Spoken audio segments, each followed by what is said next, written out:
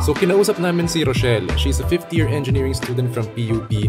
And ang last class niya, guess what? Tumataginting na 9 PM lang naman. At umuuwi pa siya sa Antipolo. I mean, just imagine the hassle. And now, let's hear what she has to say.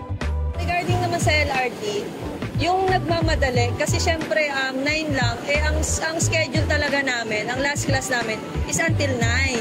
So, ang nangyayari, pinapakiusapan na lang namin yung mga prof namin na kung po pwede, before 9 is mapalabas na kami or mapa-out na kami. Kasi maglalakad pa kami from the LRT. Feeling ko, yun yung pinaka-struggle namin kasi nagmamadali.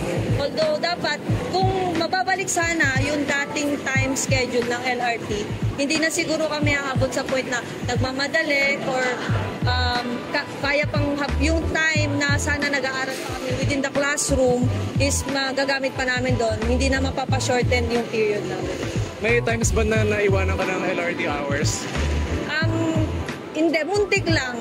Parang last 2 trains na lang yata yun. Kasi hindi rin kasi kami aware kung ano yung last train talaga o ano yung oras ng last train. Yung first face-to-face classes namin, hindi namin siya alam na hanggang 9:30 lang or something. Yung prof namin parang nag-extend pa yata siya noon within ng 9:10, gano'n. So tumakbo kami noon, pero nasabihan naman kami ni Kuya Guard na meron pang last 2 trains. Muntik lang naman.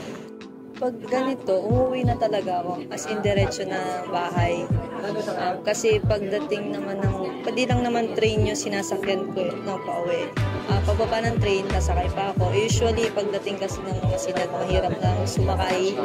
Kaya mas ginugusto ko na umuwi din agad. Ilang oras ba yung biyahe mo mula school pa uwi? 30 minutes kasi sa train, 30 to 35 minutes. Pagdating sa Masinag, siguro maghihintay pa ako dun ng mga 10 minutes para makasakay. And then, yung traffic ng Masinag ngayon, abot na ako ng 30 minutes ulit, another, papunta ng bahay. So, exactly, mga 1 to 1 and 30 minutes pa uwi ng bahay.